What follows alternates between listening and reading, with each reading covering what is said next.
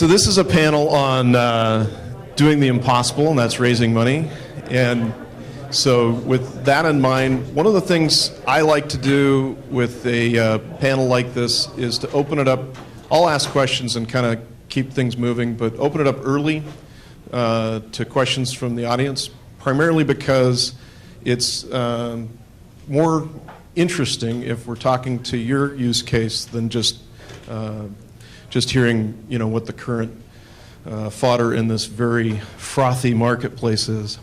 I don't know how many people get exposed to the whole startup arena and have watched all the materials now coming out from the new venture space, because it seems like its own market now. In order to do a startup, you have to go through startup boot camp and go through an accelerator incubator, and then you have to do the whole angel round stuff, and it's become its own method for people making money off of people doing startups, which interesting moment in time here.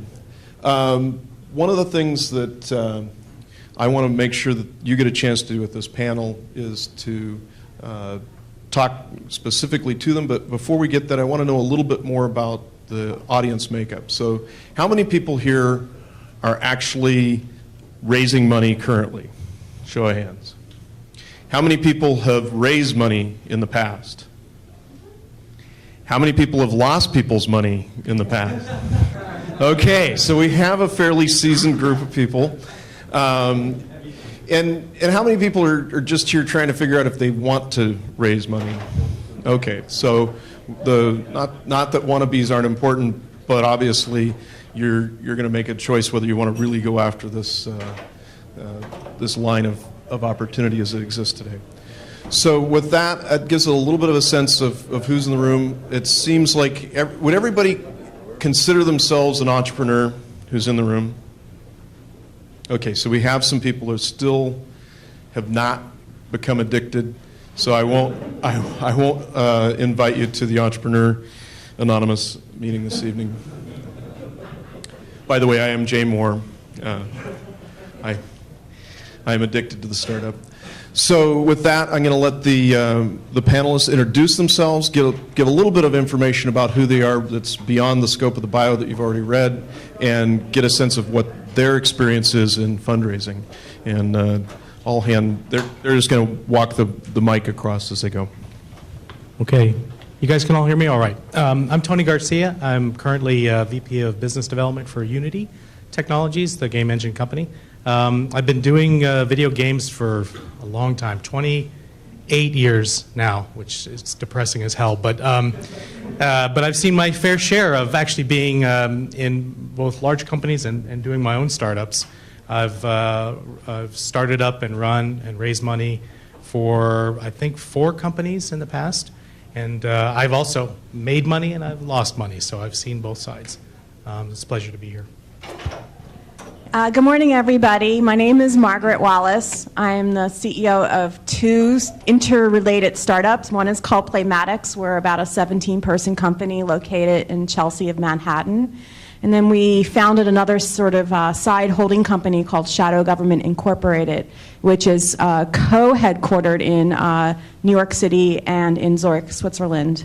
Like Tony, I've been in gaming for so long that it's starting to sound uncool how long it's been. Like it's, like cat ears, tech is like cat ears, so I'm not even going to go there.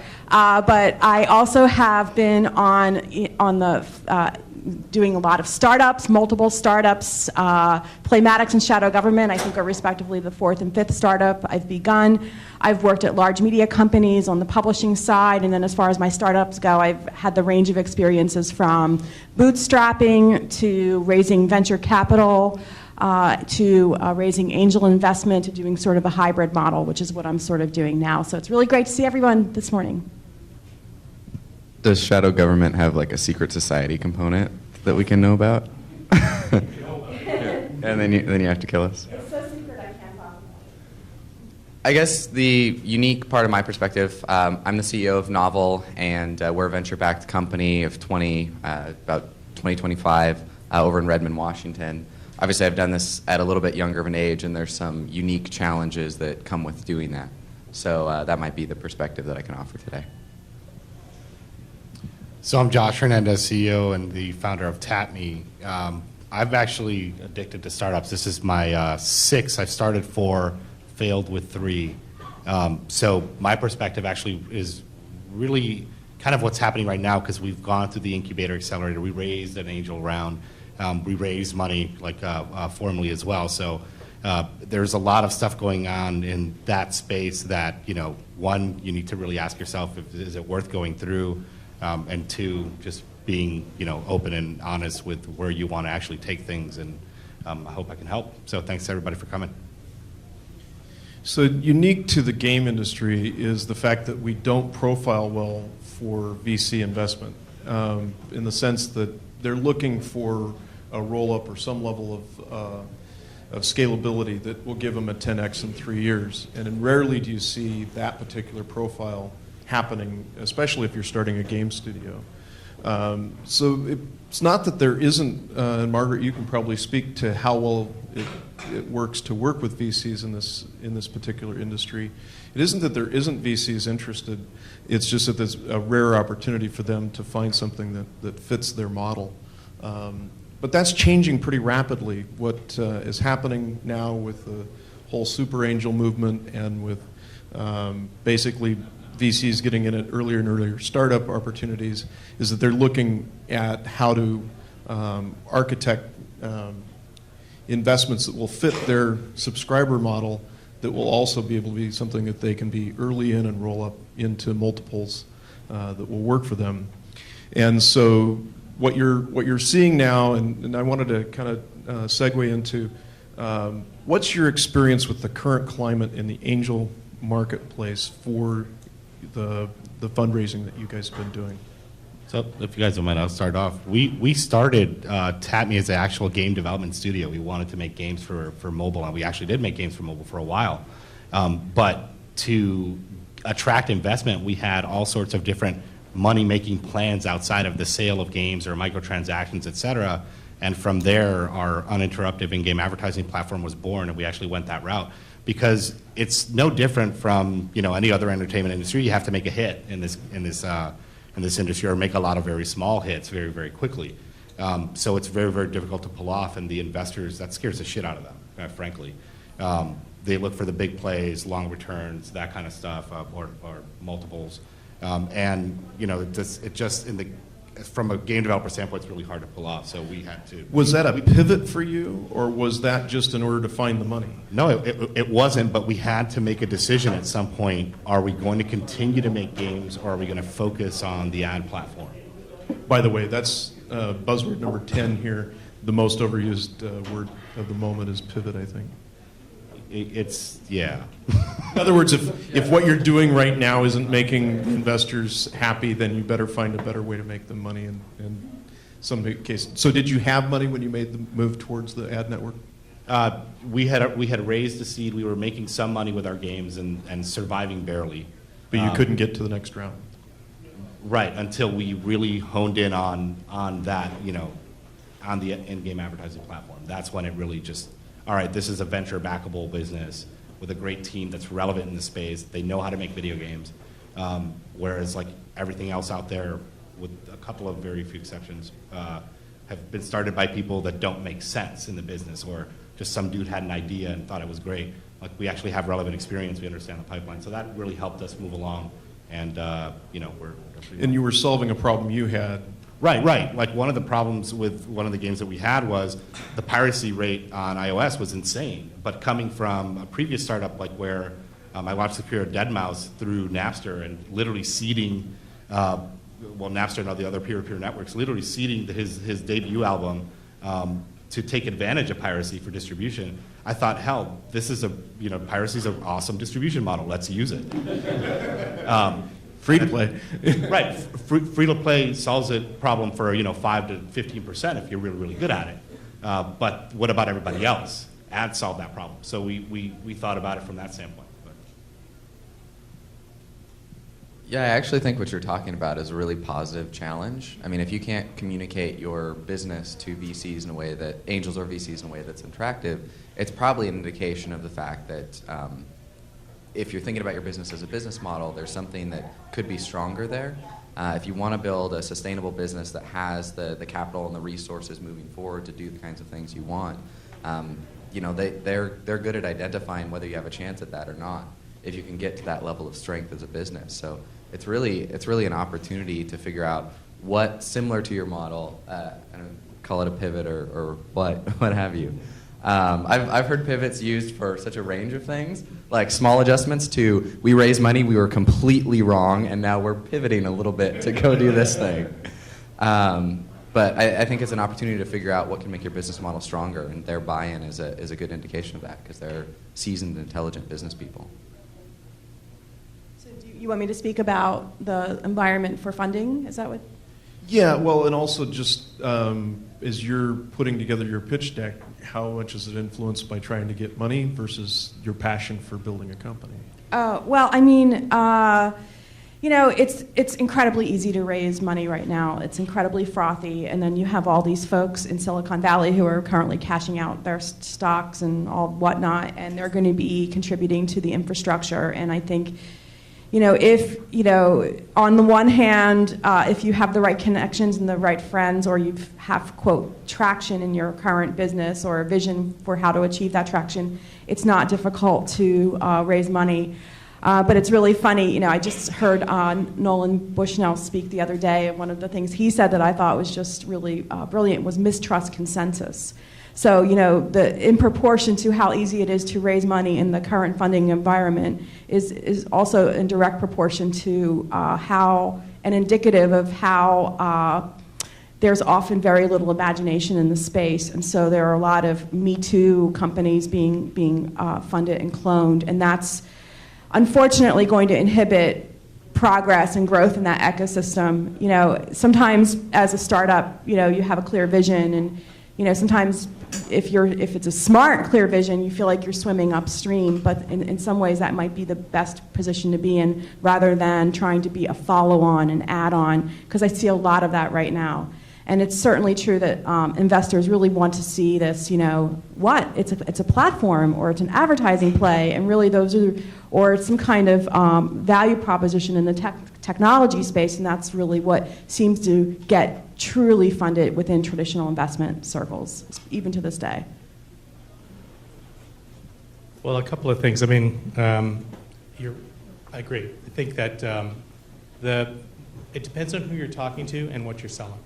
And I think, in my experience, what a lot of investors react to is, of course, having a good business model and understanding the challenges, but also really being able to articulate that in a very passionate and committed way.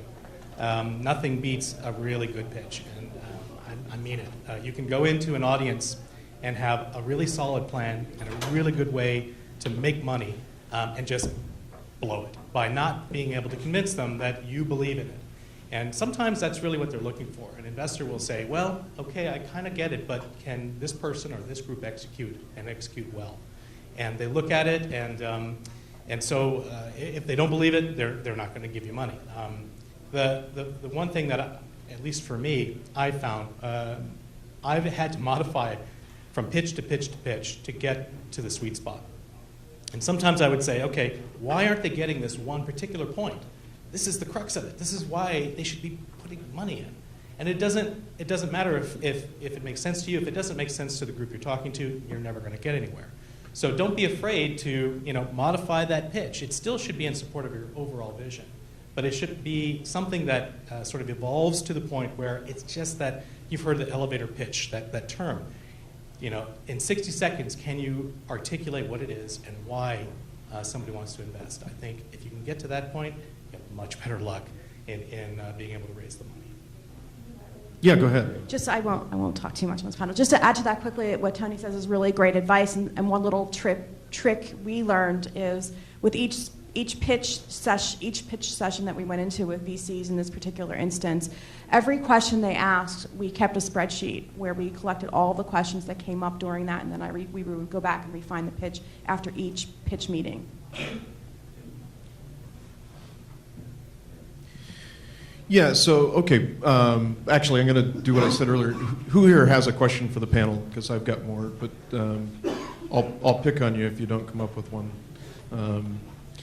Somebody, come on. Is there something you're looking to get out of this session before you leave that you don't want me to miss?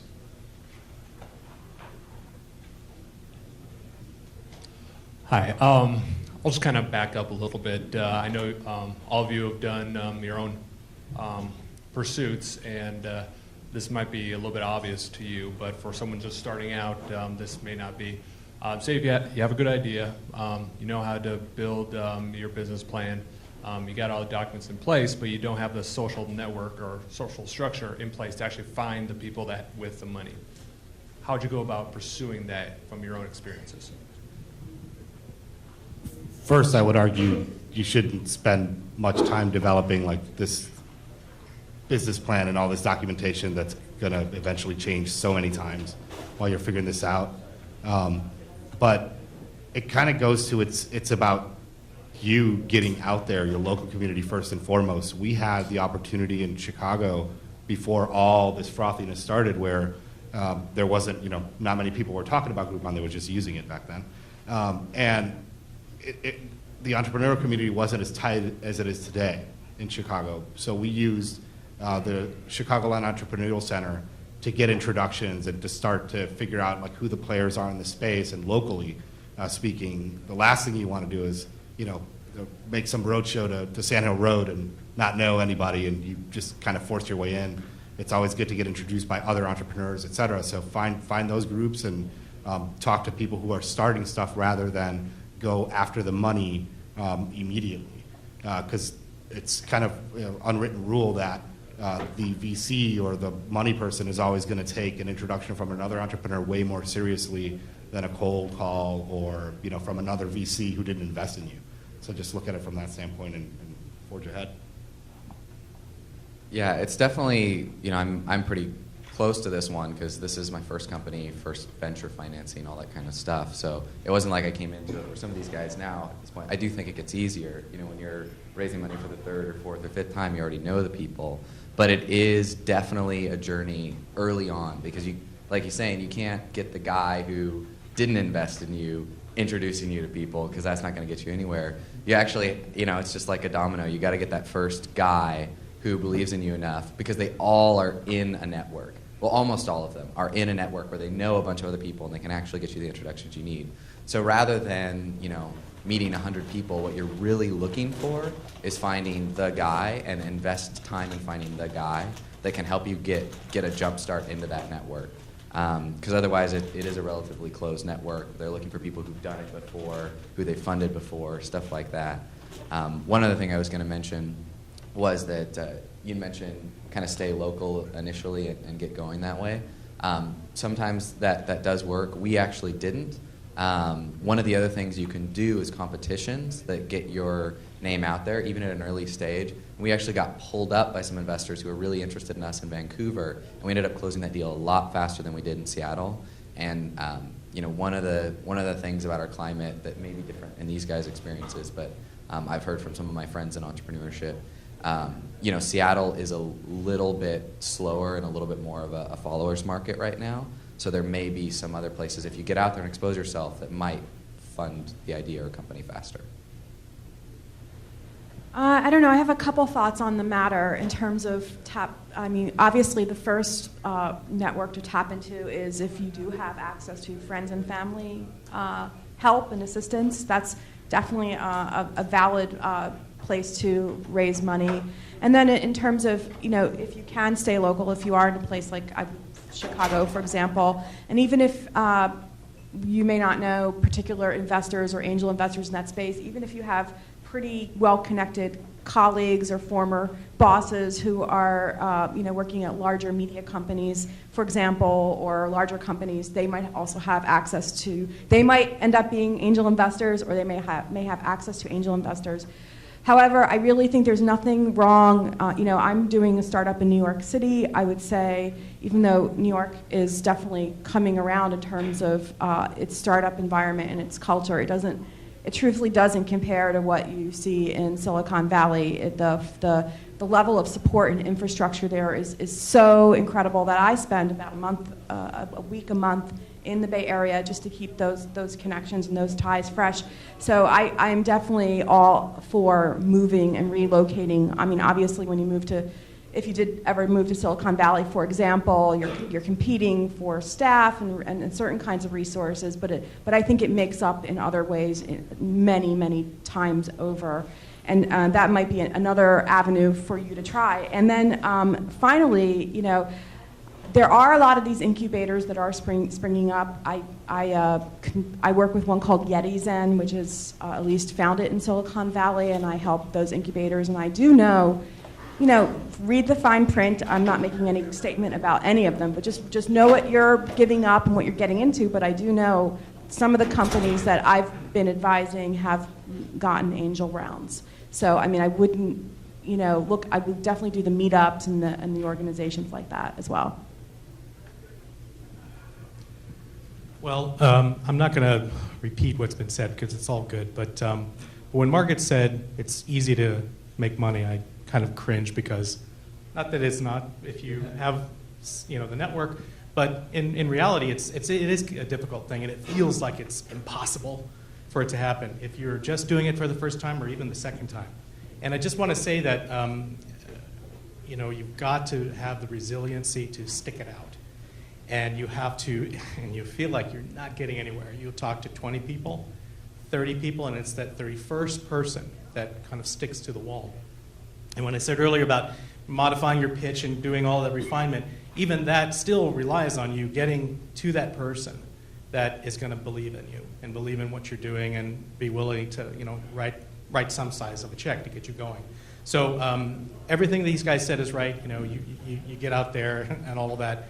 But just, you gotta stay positive about it. It sounds really goofy, but the truth is, you really do. You have to be willing to have that same energetic, fresh conversation with the next person and the next person, the next person, until you find the one that believes you. And when you find that person, bam, you're done. And they'll get it instantly, and they're ready to move with you and get you going. So I guess that's really the only thing I would say. And I've been in that situation, you know, many years ago, kind of trying to make it happen. And even with an established reputation, depends on how much you're trying to raise, it still has an element of pressure, and you have to find the right partner for you. So basically, the incubator part, I after I'm done with this thing, I would never invest in a company that hasn't gone through one of these accelerators, because one, it does basically like supercharge your networking and all that other stuff, and you learn a lot so fast. But just to kind of add to what Tony was saying, if you can't deal with rejection or take criticism, You're not an entrepreneur. Yeah, it's that, and that's not a learned trait. If you really can't do that, find somebody who can and partner with them and make them your co-founder, because it's basically your idea is still valid. It's just that you suck at receiving criticism. So just kind of keep that stuff in mind. Yeah, I couldn't agree more with your point that it's just about resilience and persistence. You know, a little bit like what you're saying. You know, be prepared for the guy, and there's going to be a couple guys who you're almost like, are you just trying to make me cry? Like, is that your only goal here today? Have you heard anything What doesn't I've said? kill you makes you stronger. Exactly. And you know what? Those guys are valuable too, because that is, you know, if you can get through that, they're actually going to have some good points, and you're going to be that much stronger. So just be ready for that too. And you know, I don't know why. I think. And you might just hook them, and they'll end up being an advisory board member that does that for you constantly. Constantly poking holes. Constantly making you stronger. Well, quick story on that side. Like one of the guys has become a really good advisor to us. I met him in the fall of 2009. Shit all over my idea. It was the worst thing ever. And he had just come out of two similar investments in IGA and Grace Drive. And he just laughed at this. He's like, don't do this. And a year later, he's become a good guy, and hopefully I'll hook him in for some money too, next round. Well, and so to your point on feeling like you're on the outside and how do you get in, the challenge always is don't start networking when you need money. If you need money, then that's one of the first reasons that investors will run away. If you actually have traction, or you have that data that's actually in play, and you've got a business model that's starting to actually have momentum behind it, then people just while you're doing that stealthy, we're in startup mode, not talking about it, but for you, kind of a conversation that you have 100 times. And you just watch for that glint in your eye. I used to say that, marketing was the most sophisticated level of sales. Quite frankly, rainmaking or fundraising, definitely the most sophisticated methodology of sales. You not only are being the con man that Jordan talked about earlier, you're doing that. You're doing that whole game of trying to make sure you meet the people that know the people, and hopefully it's not 6 degrees away by the time you're done.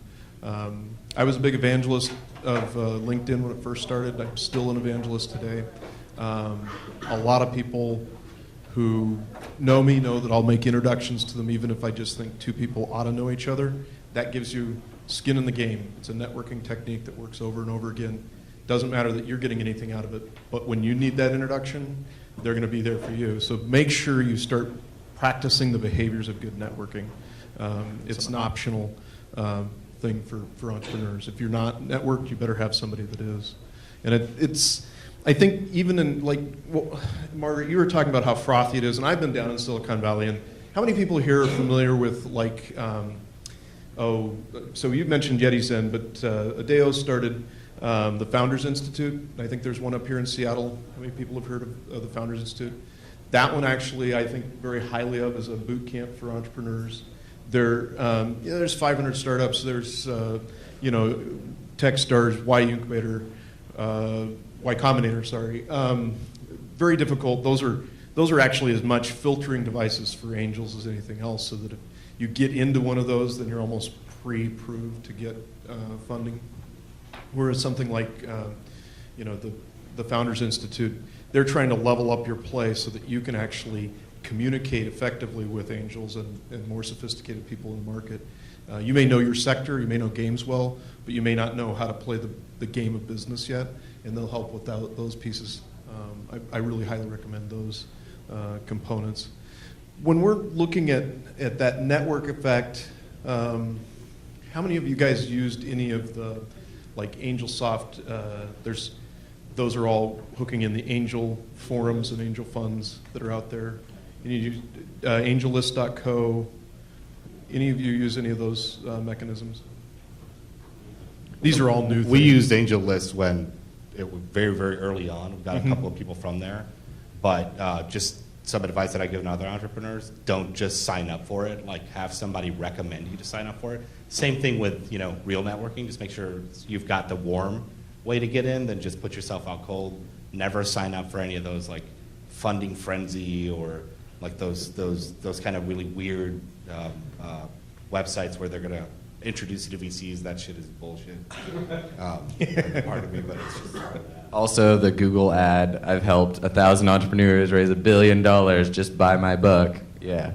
I'm sure. You bought the book, didn't you? Oh, no. Oh, okay. He wrote the book.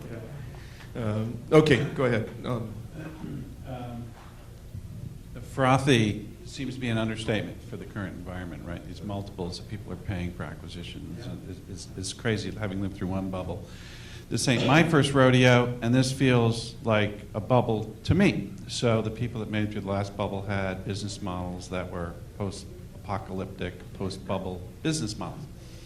So given that everybody's doing Me Too to be one of the 600,000 apps or games out there, depending on which space you're looking at, what business models do you find people are being attracted to? A multiplicity of models from micropayments to ads, goods, or is it a one-trick pony, just talk CPM ads because that's all I get? I wondered what sort of trends you see is that in the post-apocalyptic space, and are they even thinking that way yet? Yeah, I mean, I have a couple opinions around that regarding what seems to be the most attractive, and I've thought a lot about it, even from my own personal standpoint. Would I go down the road of raising venture capital again? I mean, I've done the angel investment, but it was a very particular and unique situation. So it seems to me VCs, if you're going down the VC funding route, there are a couple of things that seem to be attractive.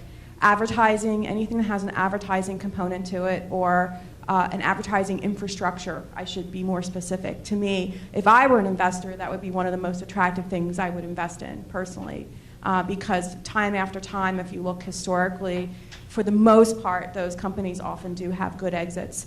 I think anything where you see any kind of content or channel aggregation play, I think within these new and emerging platforms, I think is also something that seems to be increasingly attractive.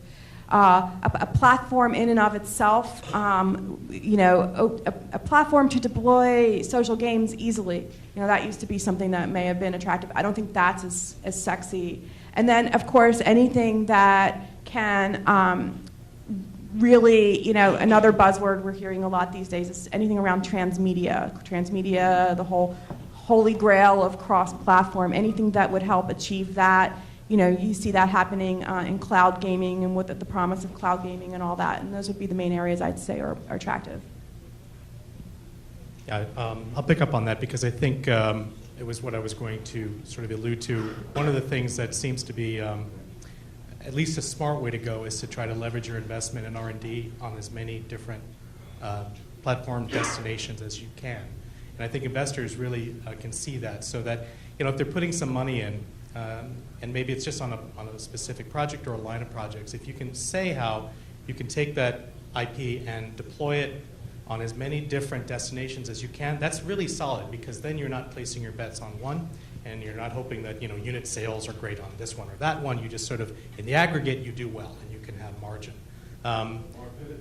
Yeah, more pivot points. So what platforms are you guys announcing here? Well, I mean, no, I won't. I promise I'm not doing that for Unity. I'm not going to do that. But I'll give you some data back from customers that we have, and we have a lot of people using Unity. So, what they like is being able to just deploy to a bunch of different platforms, and it's actually a smart model because if you spend $50K on a mobile product, you can take that mobile product and put it in a bunch of different platforms, and even if Unity wasn't in the mix, it's a great way to be able to sell your business, because then if you are creating interesting IP and it winds up kind of sticking to the wall, and let's say it's not in a web product but on a particular handset, or maybe even on a TV, on a connected TV, that's really powerful, and that brand then has a chance to stick much better than if it was just trying to find a home on some gaming site or your own sort of personal or corporate destination for entertainment. So that's what I would add. I mean, just being able to leverage that investment.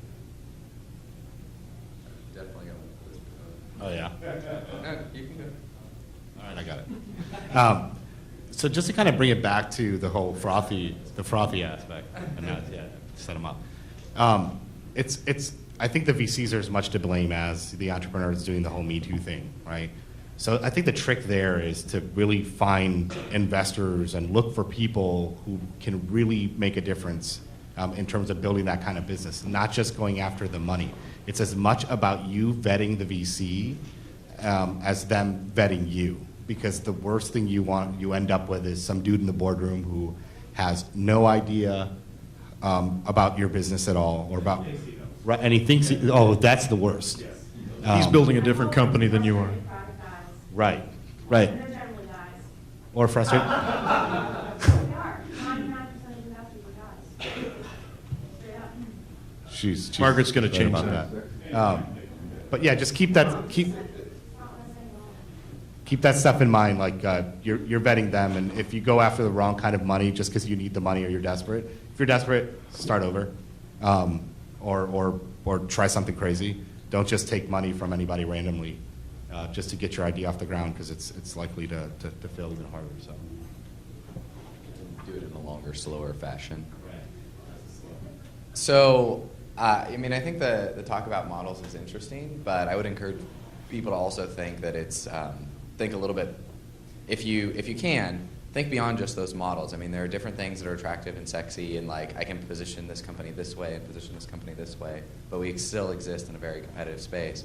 Another thing that's very attractive is white space and green markets. So if you can be thinking a little bit ahead of the industry, and I'm sure everybody's heard a little bit of this stuff going on, but if you're reading like Scientific American and what they're talking about in games today, it's not any of this stuff.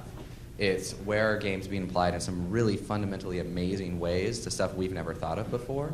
And for us, that's where our company's going. And I would encourage people to think a step ahead of the market. So it's not just about models and we do the same thing, but we do it through ads, or we do the same thing, but we do it through free to play, or we do the same thing, but we got a platform. It's actually beyond that, because clones are great, but it's better to be cloned. It's just more challenging. Yeah, and it does. It takes more time for sure, and there's more challenge, and there's more pushing against you. But yeah, you can be that.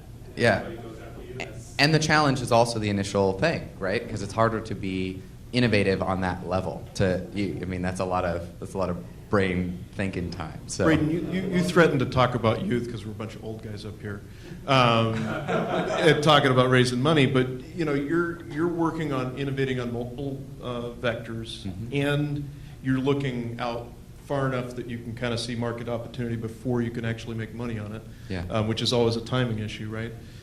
What do you see in terms of building the core competency of your team around? Because it's great to say you have a great business model and now we're going to use ads, but if you've got nobody who can actually execute that, great, it looked good on the slide, but it certainly isn't going to get traction for you.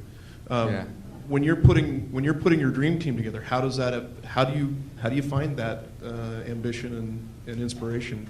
That's a really good question, because again, you're talking about vetting VCs. I mean, you're vetting people, and you have to vet them even harder in this case. What do investors invest in? Ideas or people? People. Ideas are great, but only the people can make them actually happen. So I remember having conversations. One of my key executives that I brought on, and it took a little while. One of my key executives, who's now the strongest executive of the company, he kind of got it when he first came on, and he told me after 6 months, I finally get it now, and now I'm even more excited about it. But it took him 6 months. Another one, when he first came on, he had a couple advantages in understanding it, but it was just, he was like, I don't want to just make money. I want to do something that'll create value for people. So he was in. Another guy that I brought in was like, wow, I've been in the industry for since close to the beginning. I've been at all these companies that have been successful, and I said, I've never even considered this before. And that was when I was like, and does that make you interested? And because it did, I was like, that's the kind of guy I want. We have to bring together disciplines that, working with the University of Washington and bringing in organizational behavior guys, and just like, I don't know, part of it is finding the guys who aren't afraid of some uncertainty, but the other part of it is finding people who are like actively engaged in that. Like that's what they want, and that's a smaller. Were these people able to take the risk? In other words, they had enough money they could afford to, or were they post-funding fines? Well, none of these guys are independently wealthy. I guess I don't go too much into their finances, but they were people who, by the time they came on, I was able to give them some salary, and they're not going to fall over. Like they have a little bit of security, but not. You didn't raise money on their marquee, though. That was no, kind of my question. I did it the hard way. So we pivoted from a games company to the media company, right? Everybody on the You're team. making money now. We're not announcing any kind of numbers. Oh, no, I'm not saying how much, but they were all either like an audio engineer or a graphic designer or a game designer, that kind of stuff. But what was really awesome about every single person on the team was they were all stem cells.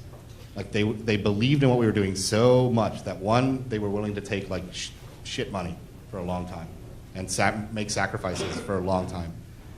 And they were willing to learn eagerly what they had to do to make this happen. And they've all of them have transitioned over into like this new business in a way that is just shocking with the amount of traction that we've actually built and haven't announced yet. We won't announce it. But it's been... Is there any press in the room? No. Okay, just don't tweet whatever he says. What's awesome is that's the kind of person you got to go after. People who are as crazy as you are. And if they are as crazy as you are in different disciplines, that's what you look for. If you have to serve Kool-Aid every morning, you're right. in trouble. And then culturally speaking, they need to fit. You can't get enamored with pedigree. Like seriously, you have to find somebody who fits the culture. Like everybody from my assistant all the way up to C-level guys are all at least gamers. They have to understand, love, and eat, sleep, and shit games. That's what we're all about. And there's been people who we've turned down with awesome pedigrees who probably would have been great for the business, but just that aspect wasn't there, and they wouldn't have fit, or would have taken them longer to adjust to the culture. And it's a risk reward. Well, and early on, everybody affects the culture, so it's a matter of and did you do some real thinking about your values and your culture so you knew how to use that as a litmus? Absolutely. It wasn't in the beginning, though. It was after when we really started to hit over spring, summertime, really just figure out, all right, what are the goals? What is the culture? What do we represent? That kind of stuff.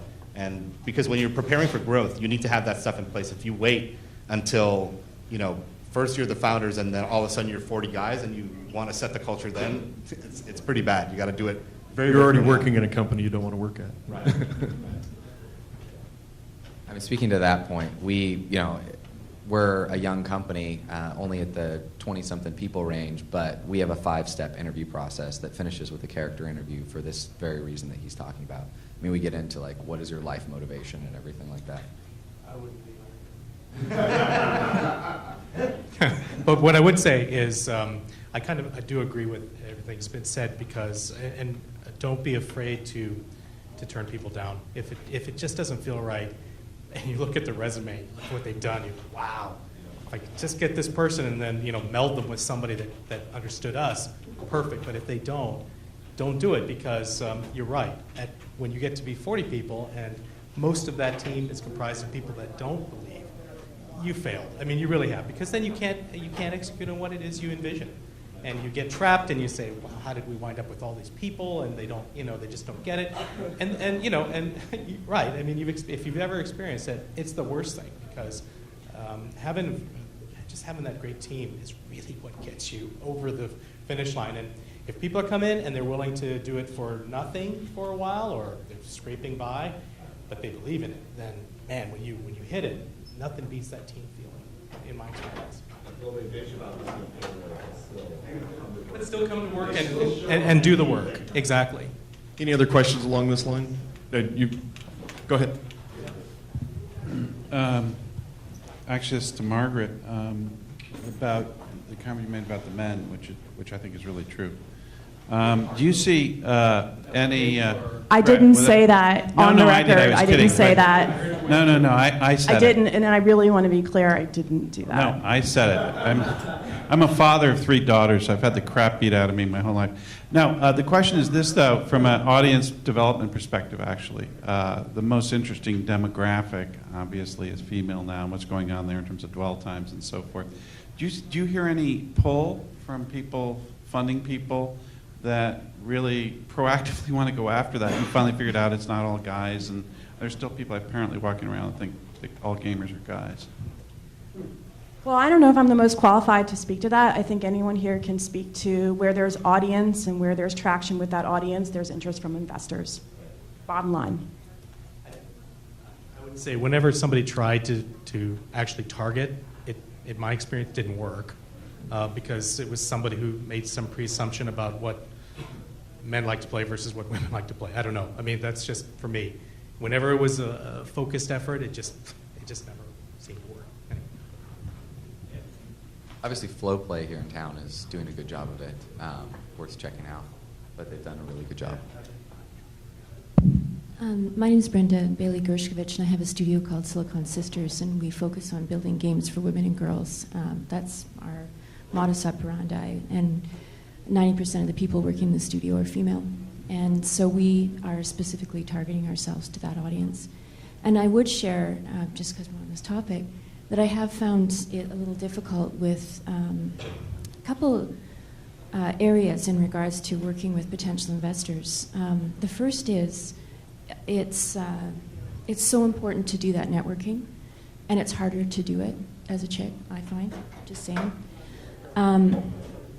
People like to spend time with folks that are like them, and you just have to get more creative and work harder, I think, in trying to make those connections. One thing that's really worked for me is I happen to be a Scotch collector, and a lot of the guys that I've met,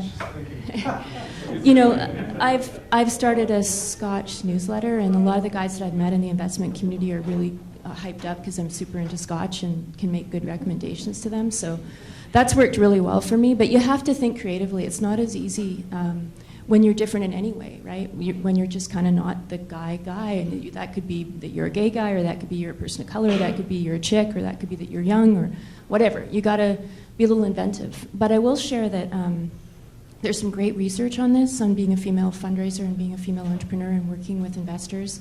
It's tough. There is a lot of bias. You can have exactly the same pitch, exactly the same company, exactly the same team. If there's a female CEO up there pitching, you have less chance of success than if it's a male CEO. That's been proven. So it's not a make-believe issue. It's real. And we just have to get very creative and hope that the market will drive the change, because ultimately that's what it comes down to. There's this voracious market, so let's get together and serve it. How long did it take to go after traditional VC? Did you start with angel? What was that like? You're still raising funds. I think that, that's an interesting topic, because I think, you get into this whole angel thing, and I'm the profiling, the white Anglo-Saxon thing, and I think that the challenge really is that's not the way you listen to new markets. It's not the way you get in tune with, because to your point, targeting that market is not the same as creating content that's listening to that market and satisfying it. And I think that's a huge difference in terms of, I call it organic growth versus synthetic. And a lot of times, as soon as you get, especially dumb money, and to your point, involved, there will be a requirement for synthetic growth, because they're looking at their exit, and you can call it pivot or whatever, but it probably isn't consistent with your core beliefs of what the business was that you really wanted to build in the first place. And you end up working for somebody else who's an investor now, rather than actually being an entrepreneur that you started off to be. So I'd kind of like to swing back around a little bit around that, because talk about talent kind of tangentially, specifically to building your network around advisors. If you would just talk through, you'd mentioned already a little bit, Joshua, about having converted your biggest critic into an advisor, but how do you manage that, and how does that affect that same culture and the team that you're building? When it comes to both, angel investors, like a big groups of, or advisors for your business, they're as important as managing the rest of your team as anything else. Like, you need to give them tasks, you need to engage them, communicate, et cetera, and hopefully there are people who can open doors for you constantly if you do it right. On that subject, I'm really, really passionate. I think that we've actually prepared 3 different advisory boards for our company. One around games, one around in-game advertising on the advertiser side, and the other one around technology. You run them as a board? We run them as boards. That's what it's all about. Like, they basically, we take issues to them, we take feedback from customers and users and stuff to them, and ask them, should we be targeting females because this is the user base, right? Whatever the case may be, to see what their opinions are. And you can actually use that kind of stuff for, public relations and marketing and that kind of stuff. Like when BSD, the advertising agency, says X, people listen, and you should actually take advantage of that from that standpoint. And at the end of the day, you're developing customers. When we talk to any of the guys on our advisory board on the advertising side or on the game side, we view them as potential customers for our business down the road. And some of the most difficult to crack ones, because they're leadership types. And it says a lot to the investment community as well, that you can put together a group of individuals that have really busy day jobs and are really considered important in the industry. It says a lot about what you're reaching out to do. So I would take that absolutely seriously and do a damn good job of it. Do you give them any equity position? Right. Do you give them? You give them equity position, never pay them money, like cash, if they want to sit on your board, or this is more for more sophisticated companies down the road, but at early stage, you don't pay people to sit on your board, you don't pay people to be on your advisory board. Like, they have to put either, skin in the game, either invest, or you just give them a little bit of equity. When you say a little bit, can you? So there's charts out there that you guys can reference. Every deal is different. Some people split up at 10 million shares, 3 million shares. It's all totally different. But there's charts out there that some of the bankers use to give equity from everybody to the CEO all the way down to advisors. I would strongly advise you take a look and understand and learn that kind of thing as well, especially if you're looking to raise money where there's going to be stocks and that kind of stuff. It really changes the dynamic of what you started. So. Since There's one a of my whole session in advisory board management, by the way. yeah, it's an important topic. Given that one of our advisors in the room, I'll say we started by looking for the most attractive, charming, intelligent people in the entire world, and then we found them. And then there's the existing advisor that's in the room. Right?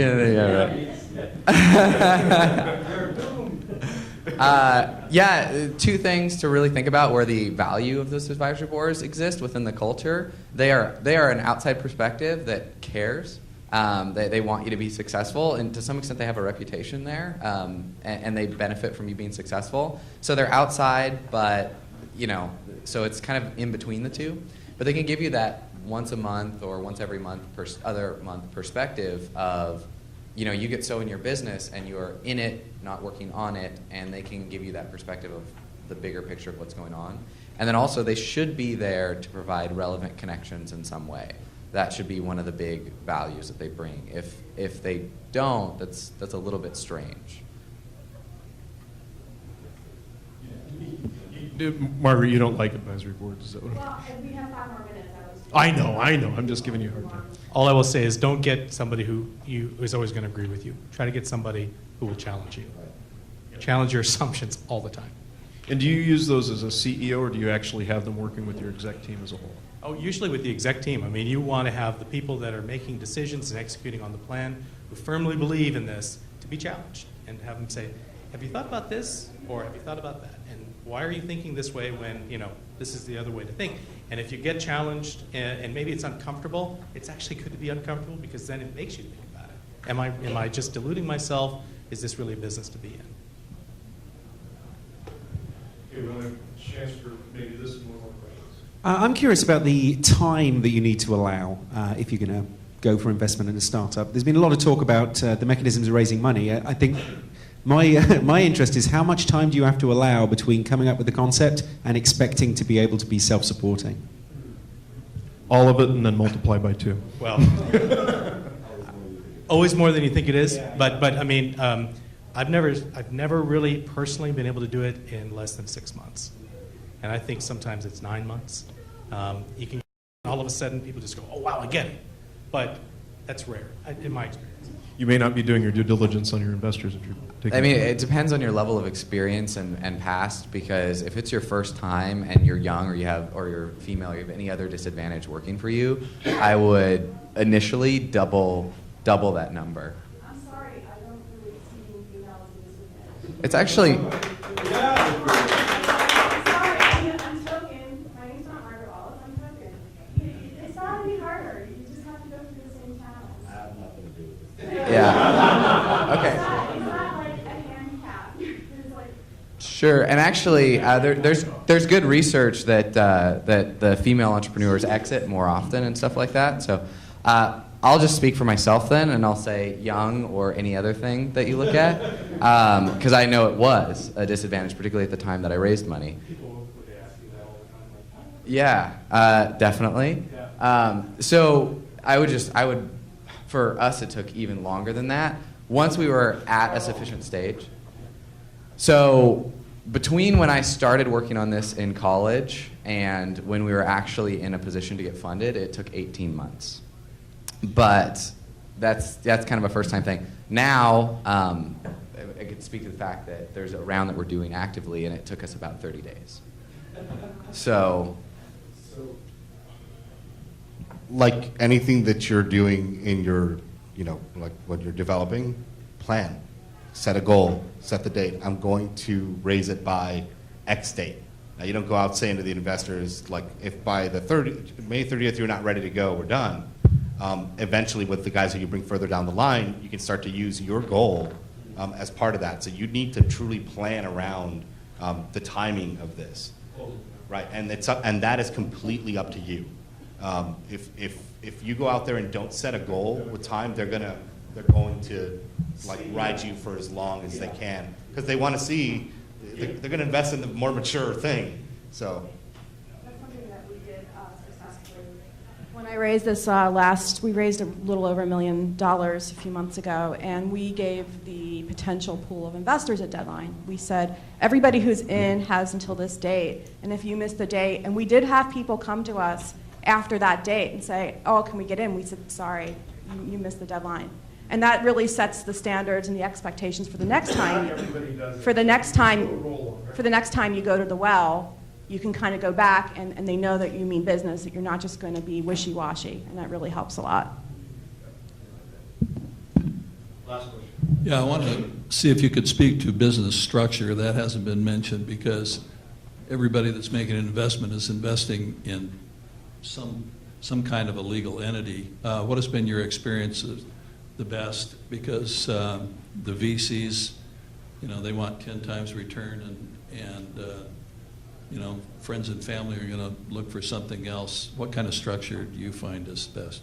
If you're going to do VC, you have to be a C corp. If you're going to do multiple rounds of funding, that's no choice. But what about exit strategies for friends and family and angels? So if you've determined that you're not going to go and get professional money at that point, then you do whatever you want. But when you're getting into the VC space and multiple rounds of funding, seed growth, et cetera, those are your two choices. Everything else is up to you after that. I would look into convertible debt. Yeah, convertible notes. For initial investment.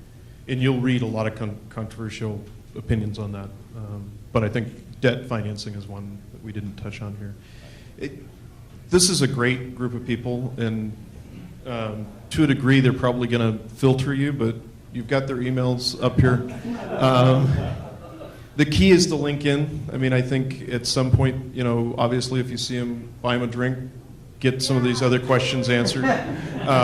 They're most likely going to be here all week, most of them. So, and actually there's a number of people in the room that I could point out that are also similar that could be up here on this panel. So don't assume that basically this isn't a dialogue that goes on for the rest of your learning curve, because wherever your understanding is right now, the answers to these questions will mean something different in 6 months. And the videos will go up, so you'll be able to watch some of this stuff again. Your context changes, and then your understanding of just how important that whole advisory board piece is changes once you get down there, or the network, or wherever we talked about here. So thank you, panel. I appreciate it.